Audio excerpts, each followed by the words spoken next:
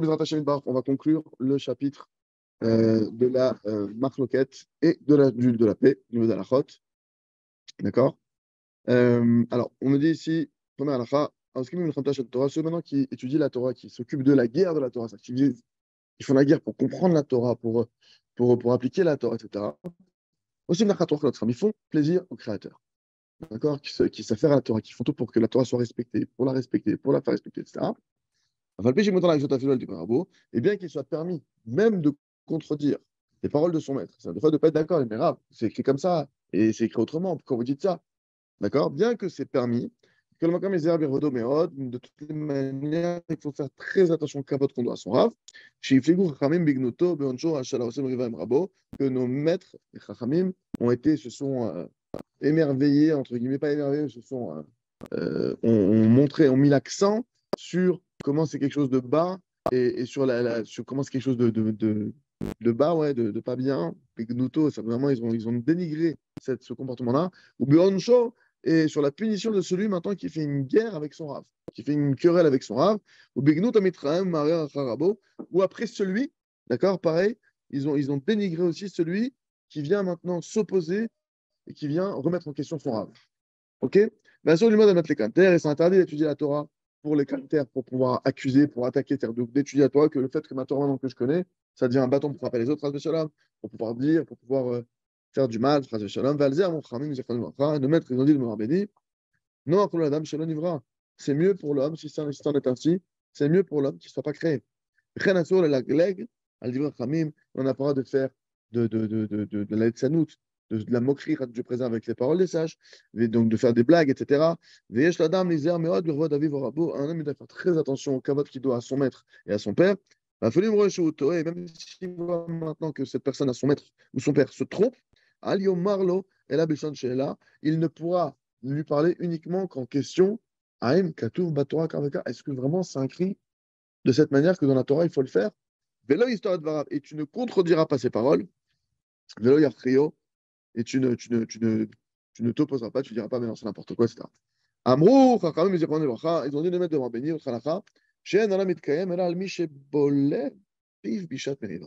nos maîtres, ils ont dit que le monde entier, il tient sur celui maintenant qui ravale sa polem, piv, c'est-à-dire qu'il ravale sa bouche, il ravale ses mots, au moment où il y a une dispute, il sort aucun mot, il ravale sa bouche, il ravale sa langue, en français pour des expressions un peu. Voilà, et qui dit rien. Pendant qu'il y a une dispute, il dit rien. Il y en a qui disent que c'est même interdit, d'après la Torah, de répondre au moment de la dispute. Ils apprennent ça du verset qui dit Velo Tana arrive, tu ne répondras pas sur une dispute, là-bas dans Shemot, chapitre 23, verset 2. Mais il faut faire très attention du feu de la marloquette, de la controverse. Chez Ben Oteha Rabbi, qu'il y a beaucoup de destruction à cause de la marloquette. Une petite histoire qui arrive ici. Il y a près de 100 ans de cela, ok, Matra Akeret Bait, Shne Chavalim Arukim, Al Shte Korot Leorech Khatser, Litlot Gvisa. Ok, donc il y a eu une femme de maison, une femme de ménage, je pense, une femme qui travaillait dans une maison, d'accord? Et une femme de maison, qu'est-ce qu'elle a fait? Il y avait une cour intérieure, elle a tendu deux fils, deux cordes à linge, d'accord? Et pour pouvoir étendre son linge. Bayom Ayam, Aya Yom Meyuchad, Bashavua, Aya Nikra, Yom Gvisa. Et il y avait à l'époque, dans cette génération-là, une journée qui était considérée comme la journée de la lessive, où là vraiment on étendait. Vérita Vodazo Ksofa, Navat Mefarer, Shalshot Rabot, et c'est ce travail-là, aujourd'hui, nous, grâce à Dieu, on ne connaît plus, d'accord? Mais imaginez qu'il devait aller à la rivière, qu'il devait tanner le linge, qu'il devait vraiment frotter, laver, enfin, tout un truc que nous, on ne connaît pas. Donc, il met tout le travail difficile, en tout cas, qu'il y avait à l'époque pour arriver au résultat d'avoir un linge propre. Bref, sauf, après, et finalement, un travail difficile, Talta Ishat comme ça, cette femme-là, donc, elle a étendu son linge sur les deux cordes à linge. Ashvuit, al-Chavalim le Bayit, elle a étendu sur les cordes de la maison, et d'un coup, les feta, Khalfa Shchena, Shelo Ita Meruta Mikar, Shakvisat Luya Bachatsera. Et d'un coup, il y a une des voisines qui a décidé qu'elle n'était pas d'accord qu'il y avait maintenant ce linge qui était pendu comme ça dans sa cour, parce que c'est une cour commune, je rappelle. Et elle a décidé que sur son chemin, quand elle passait, le linge étendu, ça l'a dérangé. Son Yetzirah, il l'a attrapé à cette femme-là. Et donc, elle s'est mise en colère. Et Izdarza leveta, elle a couru chez elle. Shalfa zug misparaim, vegazra et shnach chavalim amuse agvisa. Et elle a coupé avec une paire de ciseaux les deux cordes à linge qui étaient remplies de linge, elle les a coupées. Kol agvisa adekia et tout. Et à l'époque, je précise aussi que, pour comprendre, il n'y avait pas de sol carrelé. Donc le sol, c'était forcément des pierres et de la poussière et de la terre. Donc imaginez un linge blanc, tout propre, mouillé, humide. Euh, Kol agvisa adekia, donc tout le linge qui est propre. Revouillat Amal Mefarer, qui a nécessité de nombreux efforts vraiment difficiles, Nafla Aladma Techatser, tombé donc sur la terre de la cour, Veitlachlecha, et c'est ça dit. Beoto Rega, Ratsta, Baalat Agvisa, Amuma, Lizok Mara, à la Rishut, même instant, le mari, la propriétaire de ce linge, qui était choqué de voir ce qu'elle venait de faire la voisine, elle a voulu cette femme, Lise Okmara, crier sur la méchanceté que ses yeux ont vue. Mais tout de suite, elle s'est contenue et elle s'est arrêtée. Elle a fermé sa bouche de la moindre dispute et elle a accepté le jugement. Il dit qu'elle a été dit, il dit qu'elle a été dit,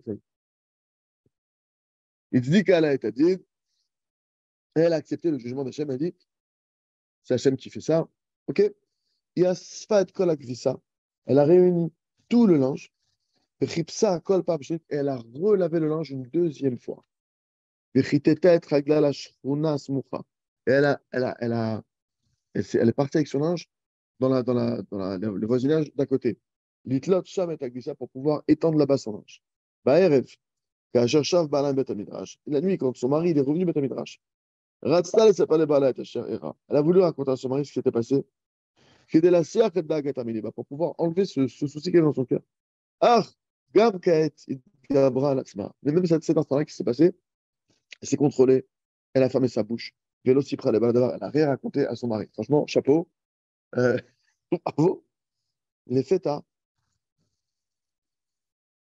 contre toute attente. Dafka Tashkana Batelet. Elle a frappé à la porte, cette voisine. Oubi Frimar, Biksha Tzlichata. Et dans des pleurs amers, elle a demandé pardon. Sheim Osifa, quand elle a rajouté, Gvar Kibalti, j'ai déjà reçu la punition. Bni Akatan, Echel Kodeach Mecham Gavoa, mon petit garçon, il est brûlant de fièvre. Anas il Khili al Pishi, pardonne-moi pour ma faute. Aïcha, cette canite, Nentala, la femme tzadeket, juste, cette femme qui a su se taire. Nentala Vamra Sheim Ochelet la Belef Shalem, elle lui a dit, je te pardonne d'un cœur entier.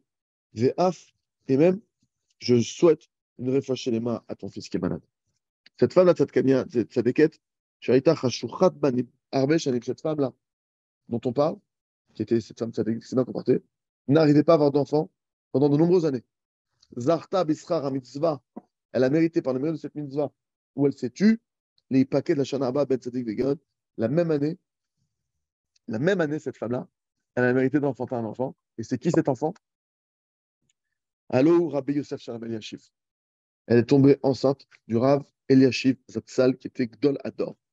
Donc imaginons quand même que c'est un truc de fou que sur une. En fait, comment Hachem il nous donne un salaire extraordinaire sur. Elle s'est tue un jour, elle a reçu un Gdol Ador. Hachem il nous aide à nous rappeler de ces histoires-là. Dans ce moment-là, nous attachons. Dernière halakha pour aujourd'hui. Mitzvah l'adam eshanot bediburo b'mipnei shalom.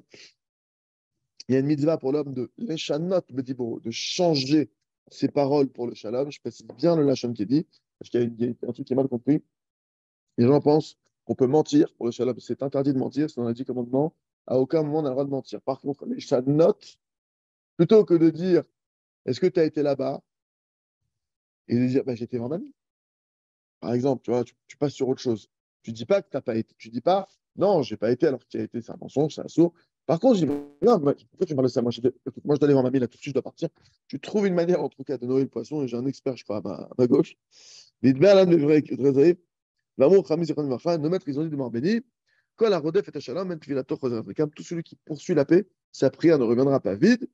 En Haolam Mitkayem, et rappelez-vous bien que le monde ne tient que sur ceux, chez Bolem Piv, qui retiennent leur bouche, retiennent leur langue au moment de la dispute, le monde y tient sur eux. Bon, Hachem, donc là on a fini le chapitre de la Marloquette et du Shalom, et donc on démarrera, Bezrat Hachem demain, euh, le septième chapitre, sur le fait de Ken. Ken, le fait de souhaiter bonjour, comment est-ce qu'on doit saluer les gens, pas saluer les gens, il y a des halakhot qui sont liés à ça. Voilà. Razak.